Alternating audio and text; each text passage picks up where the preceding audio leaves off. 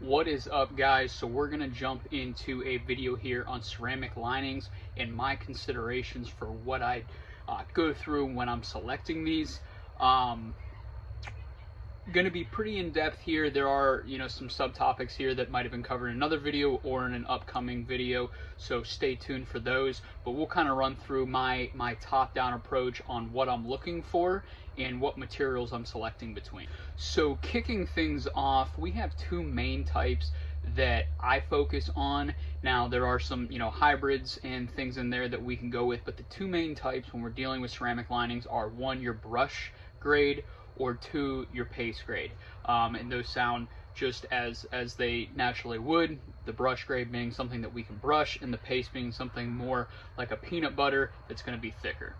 So to put some terms to that, the brush grade is going to be really anything 40 mils and under, whereas the paste is going to be anything 125 mils or 1/8 of an inch and higher. Now you're probably saying, yeah, cool, Nick, well, we need to be somewhere in that range. Maybe we're doing 80 mils. What we can do is with the brush grade, we can just do more coats with 100% solids epoxies. In most cases, you can, in theory, really do infinite coats. Now, at some point, I'd say just go with a thicker material, but we can do that. Alternatively, although the paste, we say, hey, we're going to be at 1/8 of an inch, we can back that down, spread it a little thinner. It's just something where I wouldn't spread a paste out at, say, 10 mils, and I wouldn't use a brush grade to do something that's 1/4 of an inch. That's kind of where we draw the line. And real quick here's just two pictures of, here's a picture of the two materials. So in the left side of the picture, that's your paste. Now that was all in one build. Granted, that was in a mold that we popped out so that you can see it, and we can pass it around so people can hold it, but that is what that is. In the field, can we build that thick? Yes. Would you want to build that thick all in one go? It depends. Now on the flip side there, you can see the brush grade. So the one side of that is red, the other side of that is gray. And what I like to do is actually use two coats for a wear indicator. And what we'll do is, in whichever order you want, we'll put the red down first and top coat with the gray. And what happens is when you start seeing red, hey, we've worn through. If, say, we do 20 mils and 20 mils, we've worn through or are about to wear through the 20 mils on the top coat. And then what we can do is actually back in and say, hey, that took 2 months, so we know we get about 2 months per 20 mils. Or what we can do is say the total system in this case would last 4 months, then we know how long what we can expect from a longevity standpoint. In some cases, it may be, hey, that took 2 years to get through, and so we know we get 4 years. It really just depends on what's going through that system. Now, our three goals when we're working with both the paste and the brush grade is, one, is resurface a potentially worn or just lightly damaged system. Two, rebuild a more heavily damaged system.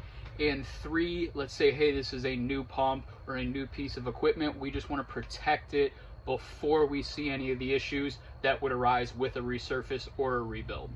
And so to dive more into the resurface, so this would be anything like minor surface imperfections, anything that I would classify as minimal damage. So very, very light pitting where we're not going to affect how the brush grade material goes down, and or something where, hey, we started to see some abrasion. Let's say there was a coating on there before that, maybe from our wear indicator, we said, hey, this will last 12 months, and we ran 13 months, right? So we were just beyond the life of the coating. We started to see some wear, so it's not in real bad shape. Maybe some real light scoring, couple mils, maybe some cavitation points or anything like that.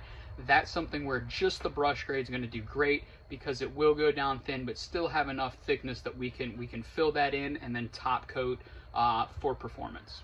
Switching into the rebuild side, so this is something, let's say, again, back to the wear indicator point, let's say, hey, we determined that this is going to last for 12 months and it went for, say, 36 months, right? So we have heavy corrosion, maybe heavy pitting, heavy wear from either abrasion or erosion or both, to where we have very, very deep scoring, let's say 1/8 of an inch, a 1/16, maybe even 1/4, and we have big pits coming out of there. That's something where the brush grade, could you do enough coats to fix that? Absolutely. But with a paste, we can basically mix up, and then we're going to apply it and then squeegee across whatever those heavily worn areas are, rebuild that whole wall back all the way up, all in one go. And that will save us a lot of time and a lot of headache making sure we hit overcoat windows and things like that. Now, to the protecting new, you know, it's something where, hey, we don't need to rebuild, we don't need to resurface, or maybe you want to resurface, maybe you just want something smoother in there, but it is a new piece of equipment. And this is something where we do a lot with, hey, so-and-so had a bad impeller, they got a new impeller in, and we figured out that the first one was some failure due to erosion or abrasion or anything like that. That's where we'll say, hey, you got the new impeller in, let's pre-coat that before it goes into surface so that we have abrasion resistance and we have some just overall corrosion control as well. When those two things, corrosion and abrasion, go together, the corrosion weakens that substrate and the abrasion then will just eat it away. And so what we'll do is we'll pre-coat it, and that will give you your protection. Now, a big thing when I'm working through this and trying to determine, hey, how are we going to select a specific coating for whatever the application is, independent of what's in that system, whether it's an acid, whether it's high solids, is what temperature are we operating at. The reason for this is temperature has two different effects on a coating. One is how does it affect the corrosion rates, and that might be a function of, is there acid in there? As temperature goes up, that may affect it. And from an abrasion perspective, we could be weakening the system mechanically, which can cause problems. So more in depth with the corrosion and how temperature affects it. So as long as we're not exceeding our glass transition temperature, and in some cases we even can, with corrosion only, let's say there's no wear in the system, with corrosion only, if we have, let's say our substrate here, and we have our coating that's in the way from whatever's over here, as long as that can't directly attack the epoxy, we can get to a elevated temperature where all that epoxy has to do is just stay between the substrate and what's over here, right? So all it has to do is just sit in between. It doesn't need to carry a load, it doesn't need to resist wear, anything like that. And so for the most part, temperature doesn't affect coatings as much, at least with epoxies, until you get up into that 300, 350 degree range. Now that is a standalone discussion from, well, there's different things in there and we could change the reaction rates and how it's attacking the epoxy. That's a different conversation. But as far as just, let's just say it's really hot water. If it's 100 degrees or it's 211 degrees, you know, before it gets to steam, the coating doesn't really care because it's just going to sit in the way and it can soften a little bit. But as long as nothing is actively trying to pull it off the substrate, you're going to get corrosion protection. Now, with abrasion resistance, the effects of temperature will change this dramatically. And one of the big reasons is when we're dealing with abrasion, that is a mechanical function where something is actively trying to pull the epoxy off or eat away at it, or erode it, however you want to say it. It is actively trying to do that, and the whole point of doing, let's say, ceramic lining is to mechanically resist that wear, that abrasion, that erosion. And so what happens is, as we increase in temperature, that system will begin to soften. Now, for us, we generally will base this around the T sub G, or transition to glass. Now, as we approach it, we could still have an issue, and there's some other outside factors, but as a good rule, let's say the glass transition temperature on a particular system is 300 degrees Fahrenheit. That system mechanically will do what it should up to about 290. Some people would argue, well, up until you hit 300, you know, you won't have an issue because that's where the transition is. We try and err with a 10 to 15 degree buffer on that. But what happens is when we transition to glass, that system will go from a hardened epoxy to something much more soft, pliable, malleable, and susceptible to mechanical forces such as abrasion, such as erosion. So what we want to do is actually make sure that we properly assess what the temperature of that system is so that we can pick a resin that is going to have a higher glass transition than where we're operating.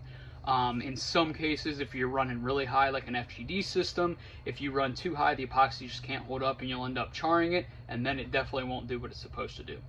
So to tie these two things together, and I gave you guys some different hints within it, but when I'm going to evaluate what we're going to do, the first thing I'm looking at is, hey, are we doing a brush grade system or are we doing a paste grade system?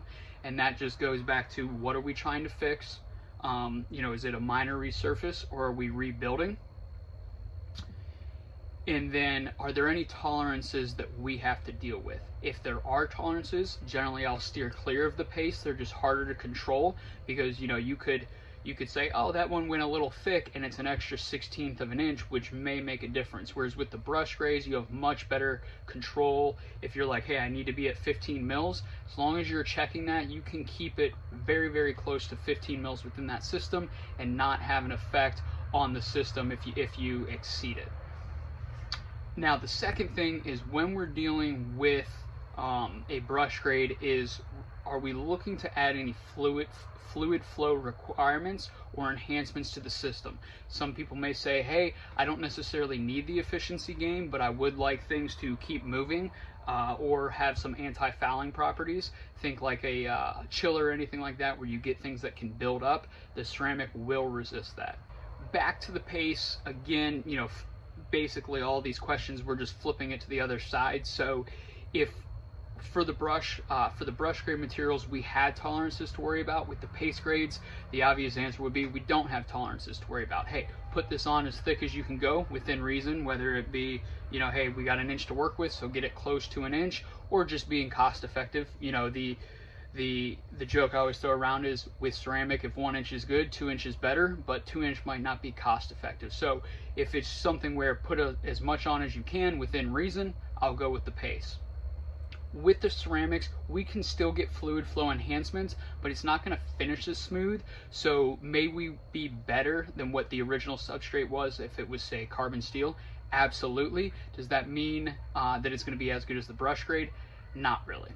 And then lastly, looping in the binder selection. So this is something that generally comes out real quick, because generally if there's a temperature concern, somebody will say that up front, just like, hey, I'm dealing with this, oh, and by the way, it's 300 degrees. So we get to that pretty quick, but that's something where we want to make sure that we do have that number, so we don't say, hey, yeah, go with this, and then it comes back, hey, your system failed really quick, and we were elevated, let's say we were at 325 degrees as opposed to ambient or something less than, say, 200, where most of our resins will work no matter what.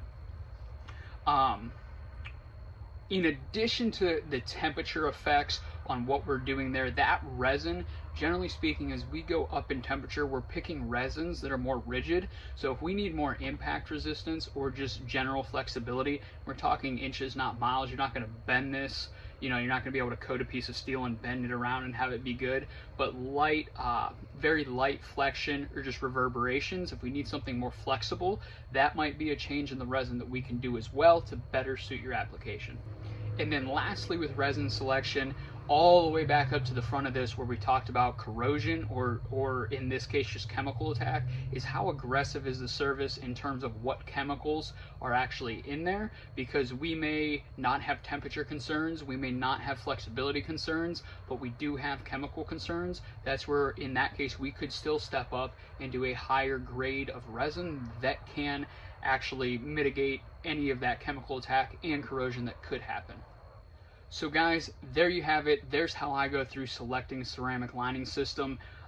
This is going to be at the end of all of my videos, which is, there really is no best, because you could pick something that's high temperature, you could pick something that's rigid and be like, this is great, and then you need something that's flexible, and the flexible one's just going to handle better in that application. So I try to steer clear of, this is the best system that's out there, whether it's mine or another manufacturer's or anybody else. I try to steer clear of, this is the best system out there, but is the best system for what problem we're trying to solve, and go from there. So hope this was helpful for you guys. Take care. Godspeed.